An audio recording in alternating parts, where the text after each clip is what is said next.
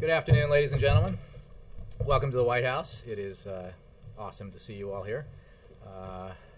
Before I get started, before I take your questions, I have a readout of the President's meeting with congressional leaders. Today, President Obama, over sandwiches from Taylor Gourmet, a shop that I'm sure many of you have sampled, met with Senate Majority Leader Harry Reid, Senate Minority Leader Mitch McConnell, Speaker John Boehner, and Democratic Leader Nancy Pelosi here at the White House. The President urged the leaders to act on additional measures to create jobs and strengthen the economic recovery, including the 5 items on the President's to-do list for Congress, like the tax cuts for small businesses that the President discussed with local entrepreneurs earlier today at Taylor Gourmet. The Congress to-do list also includes items like helping veterans find jobs and assistance to responsible homeowners. In other words, the kinds of priorities that Republicans and Democrats should be able to work together on to help the economy and support the middle class. The President emphasized the need for Congress to avoid refighting old political fights and act to prevent interest rates on student loans from doubling on July 1st. The President also made clear that he refuses to allow a replay of last summer's self-inflicted political crisis that eroded confidence and hurt the American economy. The President reminded the leaders that he has signed into law over $2 trillion in deficit reduction, bringing domestic spending to its lowest level as a share of the economy since the Eisenhower administration. The President reiterated that any serious bipartisan approach to tackle our deficit must be a balanced approach, and he made clear his willingness to work with Republicans and Democrats to stake out an agreement along those lines, but was just as clear that he would not accept an approach that asks middle-class families and senior citizens to make sacrifices without asking for anything more from millionaires and billionaires. With that, I will take your questions. Jim from the Associated Press. Thank you, Jay.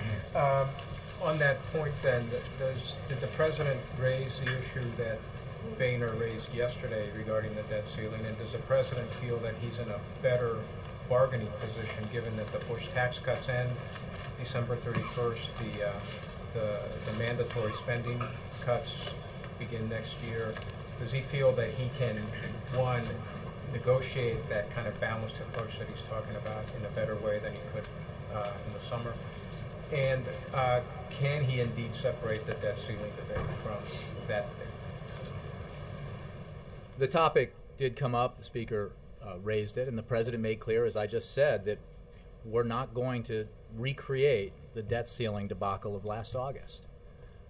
It is simply not acceptable to hold the American and global economy hostage to one party's political ideology.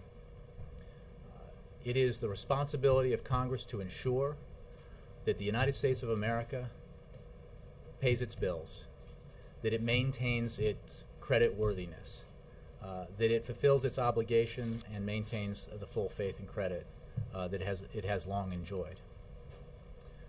It is also important that Congress act together with the President to deal with our medium and long-term fiscal challenges. That's why the President has put forward a balanced approach to those challenges in his budget that cuts the deficit by over $4 trillion, that incorporates the $2 trillion in domestic spending cuts that the President has already signed into law. Non-defense discretionary cuts that bring that portion of the budget to its lowest level since Dwight Eisenhower was president, since before most of the people in this room were born. Present company excluded, I guess. But the I don't want to game out what the future looks like. What the President is intently focused on is the need for Congress to work together on the kinds of things that are in the to-do list, as well as student loans, as well as the Violence Against Women's Act reauthorization, as well as the transportation bill. These are all things that have traditionally enjoyed bipartisan support. These are all things that should pass with bipartisan support, that the President should be able to sign into law if members of Congress come together and do the right thing and basically surprise the American people by demonstrating that in an election year, and despite our differences, that we can get the things done that need to be done. It is also, as the President made clear in the meeting, it is also the case that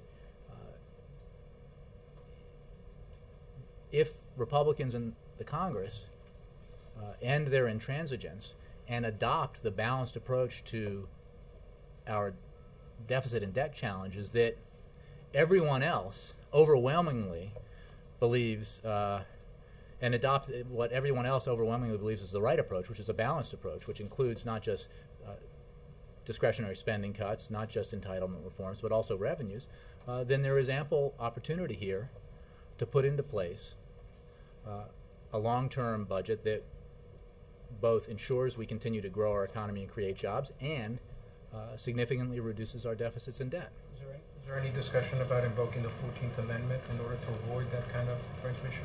I do not believe so. On one other subject, if I may. Yesterday, when you were asked about Bain, you said, well, those are campaign ads. But today, the president... Well, I said a great deal more than that, but they were, in fact, a campaign ad. That was a question based on a campaign ad. Well, today, the vice president raised many of the issues that were raised in that campaign ad. So I was wondering if you could talk specifically about what is it about how Romney ran Bain that informs us how well he would govern. I think, again, this is the kind of question specifically about the campaign that is best directed to the campaign, to the president's campaign. The broader point which I made yesterday is that the president looks forward to discussing with the American people and debating with his opponent what the right vision for America's future is when it comes to the economy, and what the president's record shows about what he believes is the right way to go, and what his opponent's record shows about the approach he might take, both his record and what he's said. I mean, that's what elections are all about, and I think one area of agreement that I've noticed here is that we all think the economy is the number one issue, and the president very strongly believes, as you've heard him say, that in order to ensure that we continue to see the economy grow, to ensure that we continue to see jobs created, and to ensure that the middle class in this country is secure and expands and continues to be the backbone of the nation, we need to invest in the right areas like education and innovation and infrastructure, research and development, clean energy. We need to deal with our deficit and debt in a way that does not ask senior citizens and the middle class to bear all the burden, but asks everyone to do their fair share. And that's a vision that he'll put forward and looks forward to debating in the campaign season. Again, what is it about Bain that... Again, that is a specific question for the campaign, and while a part of me would enjoy the opportunity to engage with that, I would ask you to take a purely campaign question based on a campaign ad. Well, the vice president, if he was speaking at a campaign event, I think that about the Republican nominee or presumptive nominee, I think you can ask the campaign about that. Representing the campaign, but not the White House. Jim, what's your question exactly? If it's about campaign tactics and why... Why can't you answer the question about Bain? That's all. What is it about Bain that makes it an important issue in this campaign? I can interpret what the campaign has said, which is that the experience of loading up companies with debt, pulling out profits, and in many cases having companies fail and workers lose their jobs, and prior to losing their jobs lose their pensions and other benefits, is not the kind of experience that the president thinks, the campaign thinks is the right experience that you would want to then apply to the country. But again, I think this is a question that the campaign can answer more fully. That's the kind of risk, though, that is inherent to private equity, and the president has used the argument about risk when he's talked and defended the loans to Solyndra. So is there a difference in tackling risk? And I would say that being president entails many other responsibilities, obligations, and decisions that go beyond whether or not the decision to invest in a certain company or just invest in a sector like clean energy. It's an aspect of it, but it is not the complete experience that informs how you make decisions as president. Jay, can you talk about the atmospherics of today's meeting, and also did Speaker Boehner's comments yesterday about the debt ceiling change the tone of the meeting? Well, the president had lunch with the leaders alone. There were no. I was not in there. No staff was in there. I spoke with the president afterwards. My sense is the tone was congenial. The discussion was productive. The sandwiches were delicious, and that while the topic was raised and discussed, it was. There was no other issue associated with or no problem associated with Speaker Boehner's remarks yesterday. What portion of the meeting was taken up by that? And I know the president wanted to talk about. I think my readout of the meeting and the percentage of time spent on the various topics is a fair representation of the percentages of the meeting and how they broke down. But the president did call the meeting to talk about his to-do list. Mm-hmm. And they spent some time talking about that. They spent some time talking about the fact that, and I think this was noted not just by the president, but by others in the room and members of both parties, that in fact, the president and this Congress, Republicans and Democrats, have worked together to get a number of things done, despite their differences, despite the fact that this is an election year. And I mean, as I've noted before, that includes extending the payroll tax cut. It includes extending unemployment insurance. It includes the Stock Act and the so-called Jobs Act. And it includes the reauthorization of the Export-Import Bank. So, among other things. And the kinds of initiatives that are included in the president's to-do list for Congress are similar to those in that they should be able to garner bipartisan support. They are the kinds of things that, whether it's the assistance to small businesses or assistance to veterans, have traditionally enjoyed both Democratic and Republican support and should this time enjoy bipartisan support. So there was a significant portion of the meeting dedicated to that, and both the items on the to-do list and other things like the Surface Transportation Bill and the reauthorization of the Violence Against Women Act that are other examples of the kinds of things that should be able to get done in spite of the fact that it's an election year. Let me move around here. Yeah. Olivier, weren't you? Yeah. Not that long ago, you said it was maybe time to admit defeat on the ceasefire plan in Syria. And then yesterday you came out and you sounded a lot more positive about it. You said it had tamped down the violence there. What's changed? Why the change in tone? Do you think is there still time to admit or possibly time to admit defeat? What's the state of play now? I would simply say that we support the Annan plan. We remain very skeptical about Assad's willingness to comply with the Annan plan. We note that he has yet to comply fully with any of the 6 points within it. We support it, however, because while it is not being fulfilled, compliance is not being met by Assad, it has served to reduce the violence somewhat, which obviously is a good thing. And it serves as a foundation for the future political reconciliation that will be required and that is essential for the better future that the Syrian people so obviously deserve. Are you aware of media reports that other Gulf states are providing weapons to Syria's opposition, and are they doing that with either the tacit or explicit support from this administration?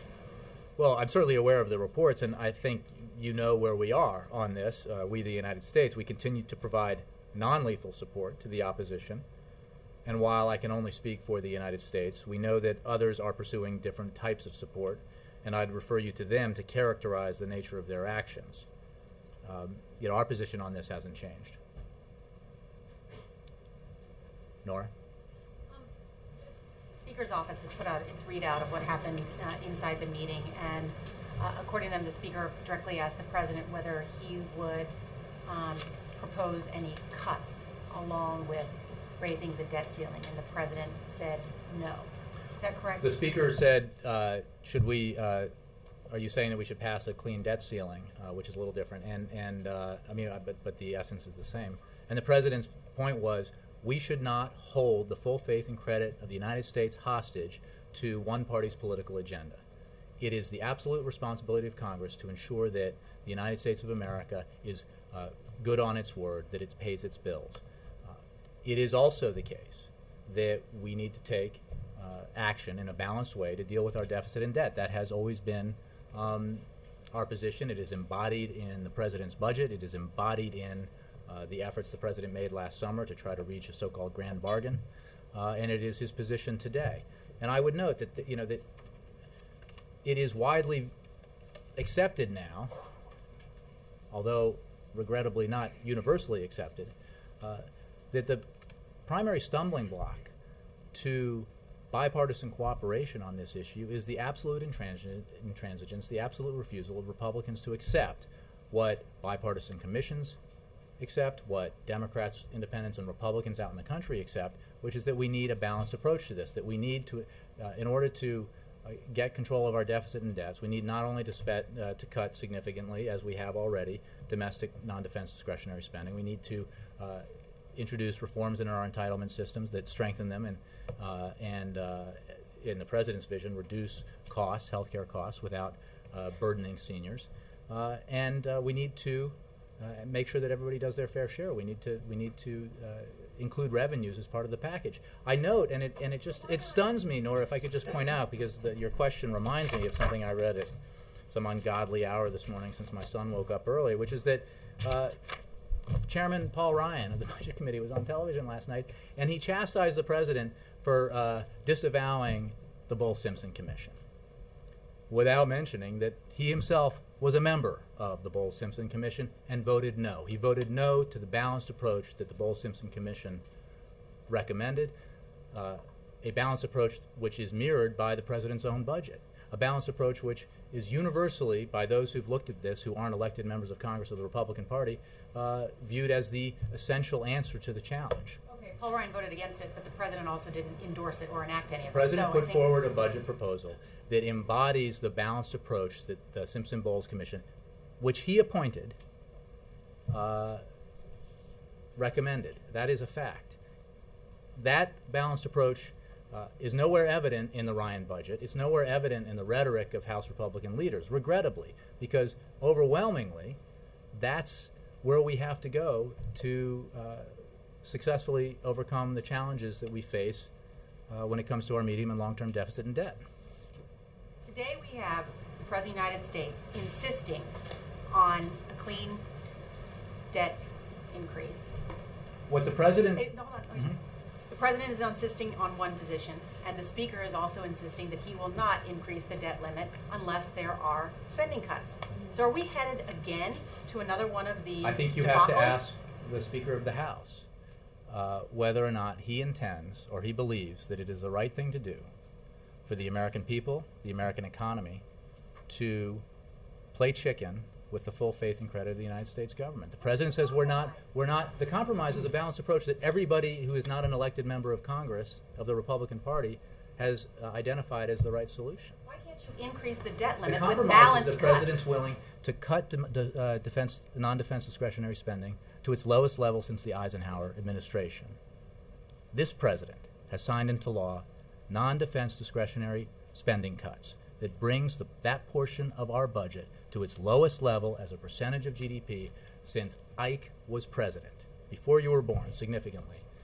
That demonstrates, against the charge that Democrats don't want spending cuts, a significant compromise. He cut discretionary spending. He has put forward entitlement reforms that, as you know, are sometimes difficult for Democrats to accept. But he has successfully made the point that we need, that if we take a balanced approach, we do not need to, and we should not and must not, ask middle-class Americans and senior citizens to bear all the burden of overcoming our deficit and debt challenges, which is what the Ryan budget does. It says, you know what, we're going to give more tax cuts to the wealthy, we're going to dramatically cut investments in education, innovation, research and development, and how are we going to pay for all this? Well, there's a magic asterisk for one thing. He doesn't really say. But the answer is we're going to stick it to the middle class, because we're not going to ask the wealthiest Americans, who have, unlike the middle class, done exceptionally well over the past 10 years or so, to contribute, to do their fair share. That's just not an approach that the president believes is right, and it doesn't represent in any way a willingness to compromise. And just a quick response to Speaker Boehner, who this morning in his press conference before he came over here asked, where is the president's plan to tackle our looming debt crisis? Can you answer? The speaker knows exactly where it is. You know exactly where it is. He presented a budget that does just that cuts our deficits by over $4 trillion, and ensures that we continue to invest in the areas of the economy and in the middle class. The president's budget is. It is. Look, it cannot be that the way to get to an answer is compromise A, and then you refuse to compromise B. The president's budget proposal reflects the priorities of bipartisan commissions. It reflects the approach of Republicans on. But where are the Republicans? Where have they demonstrated a willingness to compromise? Where have they demonstrated a willingness to do what everyone on the outside, including a majority of the American people, including a majority of the Republicans in this country, believe is the right thing to do, which is to say there are three legs on this stool, and we need, or to this stool, and we need all three of them to make the stool stand, and that means discretionary cuts, it means entitlement reforms, and it means revenues. But today's meeting was the president saying, I'm not going to budge, and the speaker saying, I'm not going to budge. Look, there is a lot that the Congress and the president can work together to get done, as they discussed as well. And the president looks forward to Congress taking action on the to-do list and on other items like making sure student loans don't double, the interest rates on student loans don't double in the next couple of months, making sure that the Violence Against Women Act gets reauthorized in a bipartisan way, as it has consistently over the years, making sure that we keep construction workers on the job, working to rebuild our infrastructure. These are things that the American people want done. These are things that Republicans and Democrats have traditionally supported together. These are things that the president has indicated he wants to sign into law. And I think there's an opportunity here for Congress to act on them and prove that even in this environment and even in this election year, they are willing to do the work that the American people sent them here to do. Jared. Jay, was there an agreement in the room among the parties that that there shouldn't be this hostage taking or chicken playing or whatever metaphor you want to use? Was there the rest of the parties in agreement on that? Well, you should ask the leaders themselves. I can simply characterize what the president's view was and what he expressed in the meeting about how he simply will not accept an approach that tries to recreate the self-inflicted political wounds that were caused harm to the economy last summer. Was that an agreement even among the Democratic leaders? I simply, you're putting words into my readout, which I didn't include. And I said that I'm not going to characterize what the other leaders think. I'm simply characterizing what the president said. Jay. Just a point of clarification: the $4 trillion in deficit reduction, about $2 trillion of that is from winding down the wars in Iraq. No, that figure's too high. As the original Ryan budget does, it includes OCO, which is the acronym, which stands for something that means what you're talking about, and it demonstrates the savings from policy decisions that this president made to end the war in Iraq and to to put us on a path of ending the war in Afghanistan. Policy decisions that are hugely significant, not just as foreign policy and national security matters, and not just for the men and women who are sent overseas to fight on our behalf, but for budgetary reasons. And policy decisions which, by the way, leaders, at least some of the leaders in the other party, reject. Those who say we should still have American soldiers in Iraq, those who say that we should not have a timetable for ending the war in Afghanistan. You can't have it both ways. You can't say you'd rather reverse those policies, continue to have troops in Iraq, prolong our stay in Afghanistan, which of course requires that money to pay for them, and then say, but you can't count that savings that are a result of concrete policy decisions. So Paul Ryan thought they were legitimate in his first budget proposal. Well, not really. But, He did. They were in. Go look at the Ryan budget, I did. and it's in there. There's one way of scoring in which it's in there, and then the way of scoring that they presented it, it's not. But that's not really what I want to talk about. So These are concrete savings from a budget, from a policy decisions that the President of the United States put in place that others, were they in the Oval Office, would not have put in place, with all the resulting costs. in 6.5 months, we're facing this potential debacle, right? This $8 trillion. How much energy does the president intend to devote to trying to solve this problem before it reaches a crisis in December? The President has put forward a budget proposal that solves, I mean, if you're talking about I'm talking about negotiating with congressional leaders. dealing with the sequester, which, by the way, the Congress voted for the Budget Control Act. The Congress assigned itself the task of coming up with a balanced solution, coming up with a solution. The only successful one has to be balanced if it's going to be bipartisan, in order to avoid the sequester, which no party wants to see enacted. Congress continues to have that opportunity. Failed, but I'm with you. But we have this problem 6.5 months from now. As it is a part of the American ethic that when you get knocked down, you get up and you keep trying, and that's what Congress ought to do. They ought to come together, work out a balanced approach. The President has put forward concretely and specifically the ideas that he thinks should guide that approach. The policy choices here are pretty clear. There's been a lot of debate and discussion and serious-minded negotiation on these subjects. So there's an opportunity that remains, as the President made clear in the meeting, and as I made clear in my readout of the meeting, that remains for the kinds of bipartisan compromise around a balanced approach that the budget the President put forward represents. So, just to clarify, the answer is none. The President. That's not true at all. I mean, they talked about it today.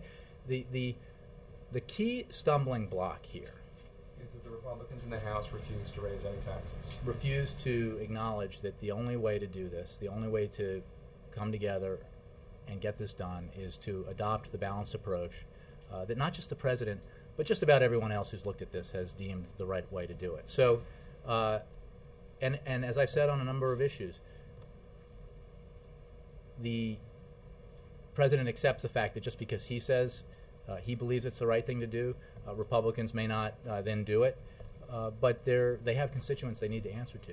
And one of the more remarkable things about the apparent desire to recreate the debacle of last summer that was precipitated by the same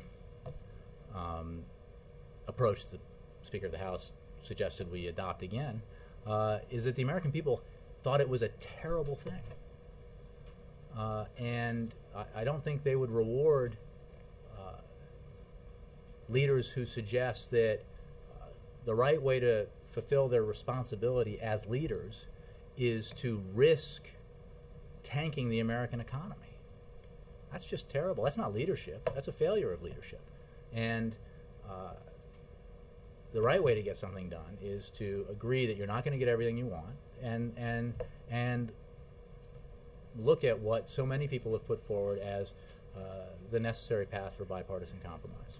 The 1.2, I think it's $1.2 trillion in cuts that are the sequester cuts that automatically kick in. If the Bush tax cuts, $4 trillion worth, expire, would that eliminate the need to sequester $1.2 trillion in cuts? That's well, mathematically it might be so. I haven't done the analysis myself, but the President, as you know, believes we should extend tax cuts for the middle class, and we absolutely should end Right, no, unnecessary but tax you cuts also for feel the like wealthiest Americans. that not everybody's going to get everything they want. So I was just wondering, is it possible? Well, that way- wouldn't represent everything we want.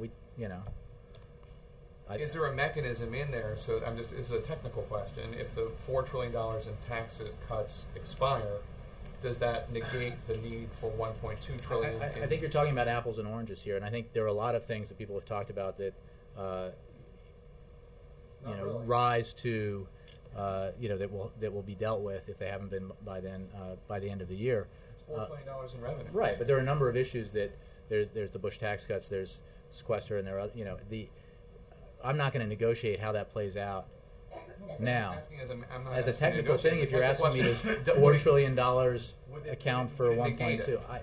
It doesn't negate it. These are policy decisions that policymakers have to make about where they think this country ought to go in terms of the policies we ought to adopt that will help grow the economy and deal with our fiscal challenges. And there are a lot of decisions to be made. What is helpful in this case is that the universe of options has been pretty thoroughly explored over the last several years as we've had commissions and negotiations and budget proposals put forward.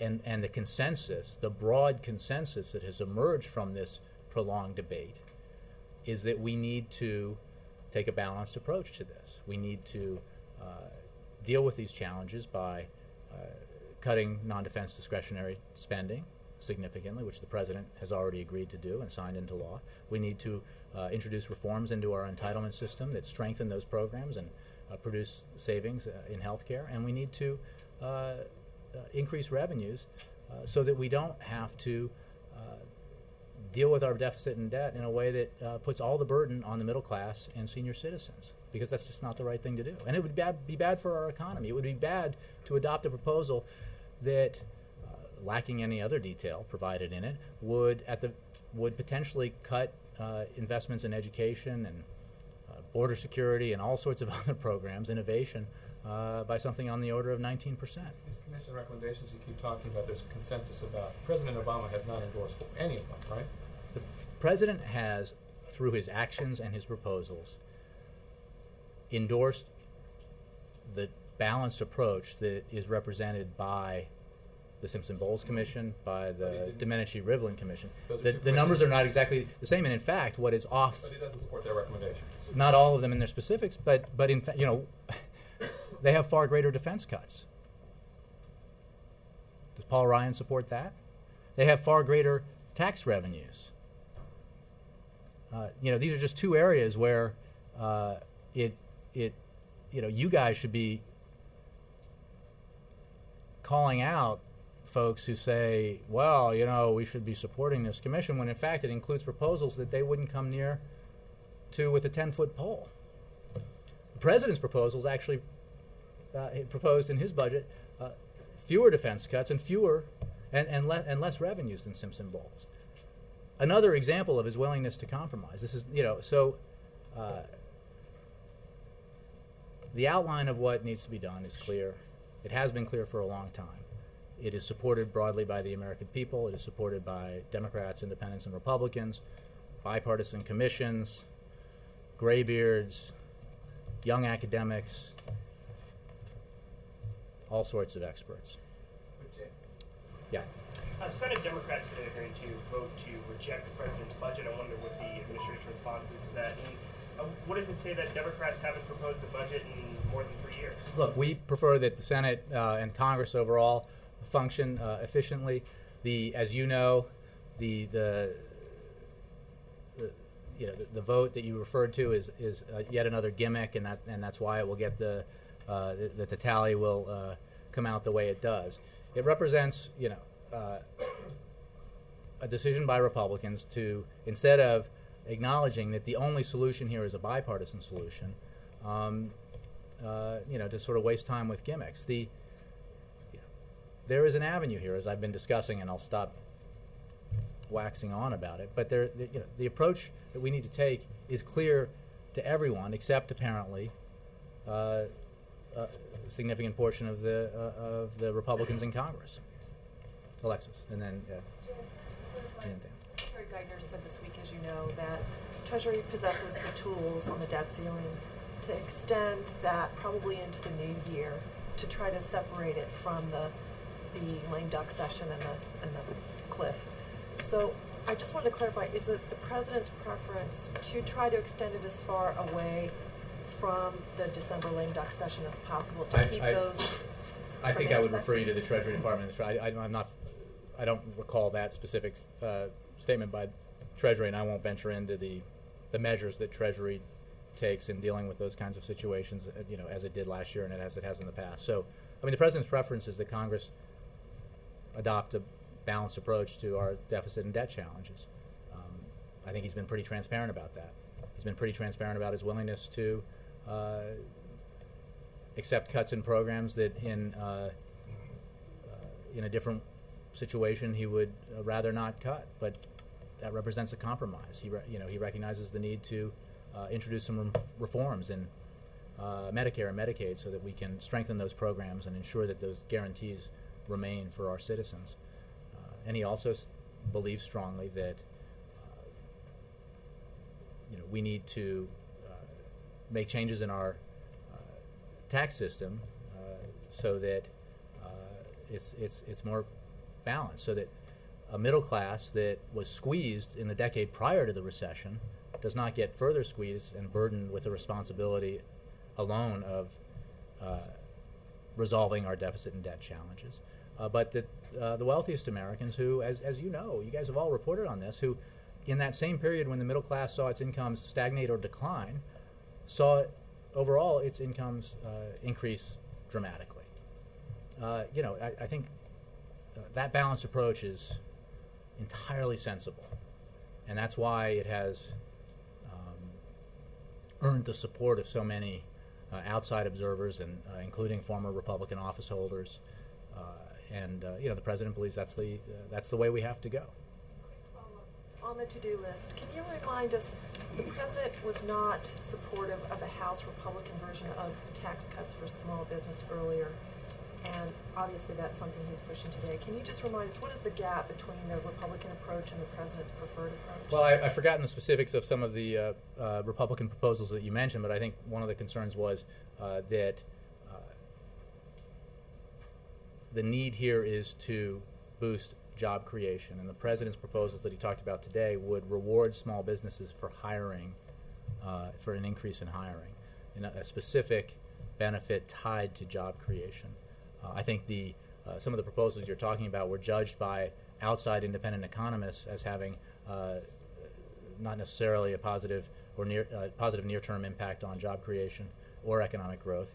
And also, this is a fundamental difference here about what, Republicans tend to identify law firm partners and hedge fund managers as small businesses. We disagree. So I think most small businessmen and women disagree. So I think that's probably where some of the differences lie. Ed?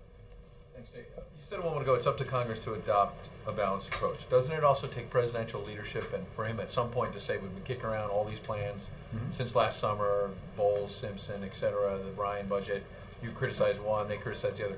Doesn't it take presidential leadership to say, here's the plan, let's rally the Congress and the nation behind it? The President has done that. He's put forward a plan that represents But it's just one of 8 or 9 plans are out there, but he hasn't rallied the country. The premise of your question is that presumably the President needs to compromise just like Congress needs to compromise. Republicans in the House need to compromise.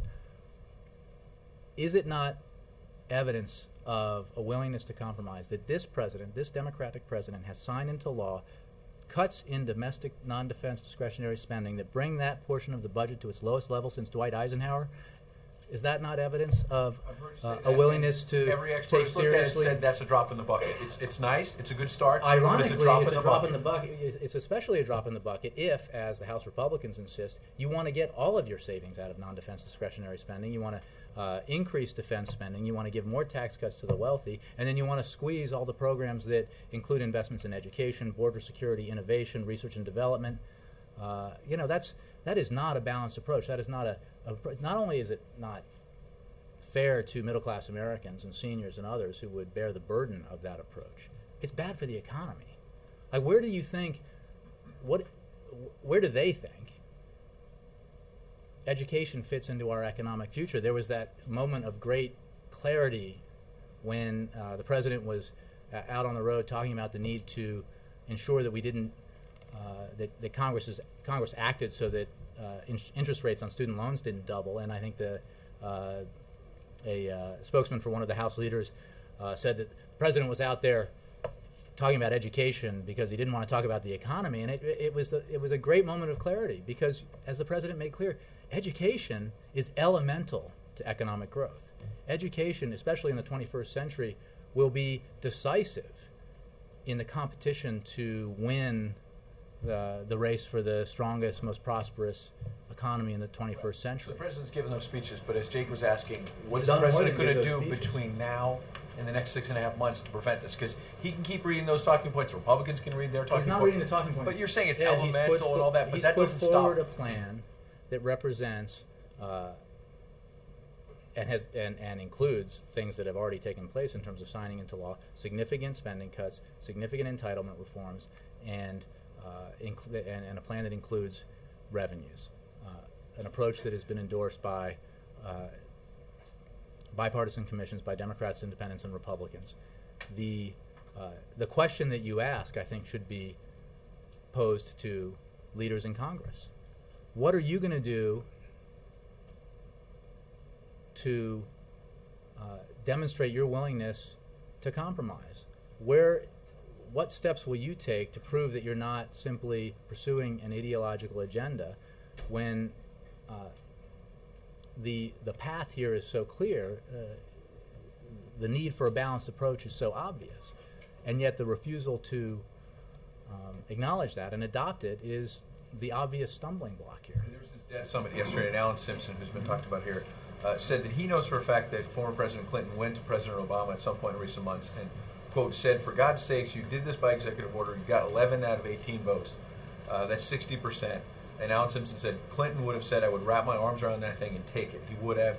And he claims Bill Clinton told that to President Obama. Are you aware of that? And what do you say when this is somebody the President Obama appointed, Al Simpson, even though he's a Republican, to this commission, and he's saying, look, you're never going to get 100%. You got 60%. As you said, Paul Ryan didn't even vote for it, but you got 60%. Why not? No House Republicans voted for it. Why not wrap your arms around it? He appointed them and say, here's the plan. Here, Well, this is Alan Simpson no. talking. That, The president appointed him. First of all, I was not present for a conversation between former President Clinton and President Obama. I'm not sure that former Senator Simpson was present for that conversation, or for the conversation he recounts either. I don't know. What I can tell you is that the president appointed that commission as well, including its chairman, because when the president endorsed the idea legislatively, Republicans who had supported it in the past suddenly fled. They decided not to support it. So it had to be an executive action. Because once again, when the president endorsed it, the Republicans who had previously supported it decided they couldn't. It's the president's commission demonstrating his commitment to fiscal, to dealing with our fiscal challenges. The proposal that the Bowles-Simpson Commission put forward represents the balanced approach that the president took. It is his proposal, his budget is so much closer to the Bowles-Simpson proposal that you are celebrating in your question than the Ryan budget, that the question that you need to ask is why won't House Republicans, in particular, move closer to the Bowles-Simpson approach? Why didn't we bring Bowles-Simpson up here to this podium? Say, this is my plan. Wrap his arms around him and say, let's go, Republicans. Find me a House Republican plurality that will vote for the Bowles-Simpson plan that includes dramatically more significant. Have Harry Reid bring it up for I'm a sorry, vote. I didn't realize you should ask the Speaker of the House to bring it up. In fact, there was a Bowles-Simpson, a version of Bowles-Simpson that came up, and I think like 10 people in the Republican Party voted for it. It was the President's Commission. Ask the Democrats to bring it up for a vote. I'm not sure I'm looking for the water there, but the fact of the matter is, Ed, and we can debate this, but the fiscal commission the president created put forward a proposal that called for that called for defense cuts, that called for non-defense discretionary cuts, that called for revenues. It called for entitlement reforms. The levels are different in different areas, but the president's budget reflects that entirely. The Republican budget, the budget that has been put forward by Paul Ryan and embraced by Republicans across Capitol Hill and Republicans who want to be president, does not represent that balanced approach. The questions about why you don't support a balanced approach should be asked of Republicans. Roger. Thank you. Shift topics here toward G8 this weekend. There's a report out that the U.S. is going to ask G8 for support for release of the Strategic Petroleum Reserve. Is that true? I have no comment on the SPR. I have no information to impart on that subject. Okay, quick follow-up then. Oil prices have been drifting down over the past few months. I'm sure you're aware of that. Is it still critical to release oil at some point in the next month That's or two? another way of asking a question about the SPR that I have no information on for you. One last try. Is SPR on the agenda for G8? You know, I think the global economy is on the agenda for the G8. Global oil market is part of the global economy, but I don't know that specifically that issue is on the agenda. I'll get to. Let me mixing it up. Victoria, you're after NBC here. Thanks, Jay. Going back to the meeting. Dan, I owe you. I'm sorry. I get in this peripheral thing where Dan, NBC, CNN, and Victoria. Go. Going back to the meeting, some of the other topics that were discussed, did the president or congressional leaders find any common ground on the to-do list on the bill to keep student loan rates low? I would hesitate to characterize what the leaders themselves said, and I think you should ask them. But I think that, broadly speaking, based on my discussion with the president, that there was a constructive discussion about the initiatives that Congress could act on in the near future, and that included the president's to-do list that he raised. It included things like the VAWA, the Violence Against Women Act, reauthorization. It included the Surface Transportation Bill and the need to take action on student loans. So I wouldn't want to say there was an agreement to get a specific thing done on a specific date, but I think there was a healthy and positive discussion about the fact that there are many items on the agenda right now in the pipeline that represent opportunities to achieve some bipartisan successes. So just to be clear, there was no tangible agreement on any of these topics? Well, in the end, I think it's, Congress has to vote on legislation, so it wouldn't, the votes have to be taken, processes have to move forward, so we'll leave it up to Congress to act. But there are a number of opportunities here for bipartisan cooperation. The leaders discussed that. The president discussed that with them, and I think that it was noted in the room, in the private dining room here off the Oval Office, that there have been some bipartisan successes already between this Congress and the president, and I think that is evidence against the otherwise prevailing consensus that nothing can get done, that actually things can get done if we put our minds to it. Dan. And Jay, going back to Syria quickly, the United States started off sort of engaging beyond the political realm when it comes to Syria. Now, as you've just stated, the United States is increasing its non-lethal assistance. How would you specifically define where we stand right now? Where we stand on Syria? We continue to be very concerned about the violence in Syria by the failure of the Assad regime to fulfill any of its obligations under the Kofi Annan plan. We are concerned but not surprised that UN observers, I think you're aware of this, in Syria have faced incidents of violence while on the ground. The onus remains on the regime to implement the elements of the Annan plan, all of them. We have to give the Annan effort and the UN supervising mission in Syria a chance to succeed, because those efforts, coupled with our ongoing and international efforts to increase pressure on the regime and support the opposition, remain the best option for the political transition the Syrians so desperately want and deserve. But how long do you give them a chance to succeed? I mean, the violence is still continuing there. Well, at what point there's do you no say question, this and I plan think has we've been extremely blunt about the fact that we remain very skeptical of Assad's intentions. we are working with our international partners through the Friends of Syria, as well as at the United Nations and on the Security Council. And we will, when appropriate and as necessary, discuss next steps. But we are now supporting the Annan Plan, supporting that mission, because it has brought about some positive developments, at the very least a reduction, not an elimination, of violence. And as I said, it embodies the best option here for the political transition that the Syrians so desperately want. Dan. Just to follow on Kristen's question on the to-do list, Mm-hmm. you keep striking an optimistic tone and saying that this is something that Congress should act on. Mm-hmm. But will they? I mean, what are the chances that anything on that list will get done? Let me consult my magic 8-ball here. I think I am. I can't guarantee, and no one should, that Congress will do one thing or the other. What I do think has already been proven is that even in this environment and with this Congress, the capacity remains to pass legislation with bipartisan majorities.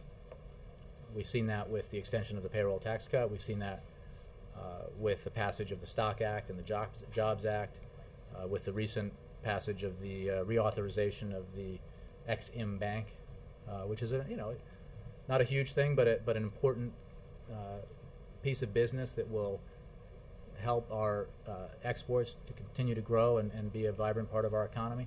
These are steps that we can take with Congress to do the people's business. And the list that the President put together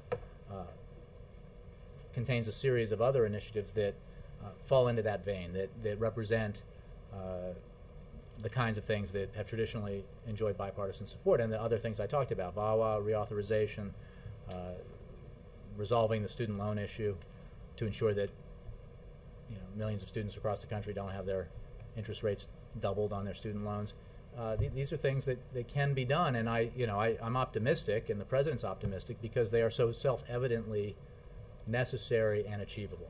Yeah, when you listen to folks up on the Hill or some of the pundits, there seems to be so much skepticism around this that anything will actually happen, and that this is more of a show that won't get you anywhere. I don't know that there's skepticism about the ability to get some things done. There remains, I suppose, skepticism about the ability of this Congress to tackle some of the big issues, because they failed to do that. They, as recently, as last fall when they had the super committee to deal with the task assigned to them by the Budget Control Act. But it is a fact that this Congress, notwithstanding all the due skepticism and cynicism, extended the payroll tax cut, extended unemployment insurance, passed the Stock Act and the Jobs Act, and these are things the President supported and was able to sign into law. And the other items that he put forward are similar in that they can enjoy bipartisan support. And I think what your question elucidates is that while there are things that we obviously disagree on, even though that is the case, there are things that we can agree on, and it is good for the American people, good for the American economy, good politics, I would suggest, for members of Congress to get some things done that will help the economy and help the middle class. And another question on China and North Korea. Just wondering if the White House has seen any evidence at all of China putting more pressure on North Korea to essentially change its ways, abandon any future nuclear tests. Well, I have nothing new to report to you on that. We obviously have ongoing consultations with the Chinese as well as others in the region and around the world about North Korea.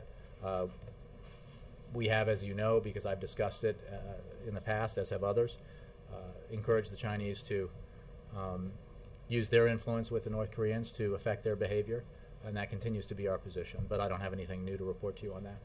Thanks, Jay. You said me. Yes, Victoria, I said you. I knew there was somebody. I was trying to remember. You are my last question. Thank you. At the G8 summit, is the President going to encourage the Europeans to move away from austerity towards more of a growth strategy? Well, I can tell you that the President's message to the Europeans and the position that he will bring to the G8 that he is hosting at Camp David is the same message that and position that he brought to Cannes for the G20, which is that we have been saying for some time now that growth has to be a factor in Europe, as I think the Secretary of State said, and a balanced approach that includes austerity, dealing with fiscal challenges as well as the need to grow the economy is the approach that we recommend, that we have adopted here, and it has in the United States produced, and I think this is in the United States has produced, as I've been saying in answer to other questions, more than 2 years straight of economic growth and more than 2 years straight of private sector job creation. So, but that message is the same as it was in Cannes, and the President is in regular consultation with his European counterparts. Secretary Geithner, as well, as you know, has been working very closely with the Europeans. We continue to believe that we know that the Europeans have it within their capacity to deal with this challenge, and that they have taken some important steps. They need to take further steps to. Well, we're not prescribing actions here, but I think that it's there are two areas here that they have been addressing and will continue to address, which is the need to build the firewall that's necessary to meet the challenges posed there, and to, in various countries, adopt the reforms that are necessary. Now, the balanced approach that we've talked about, that Secretary Clinton talked about today, and Secretary Geithner and others have talked about in the past, the President, is one that we believe has worked here for us, is the right approach, that you need to address the need for growth in Europe and the need to put people to work, including and especially young people in Europe. And that I'm sure will be, broadly speaking, the message the President will have when he meets with leaders at Camp David on Friday. Thanks very much.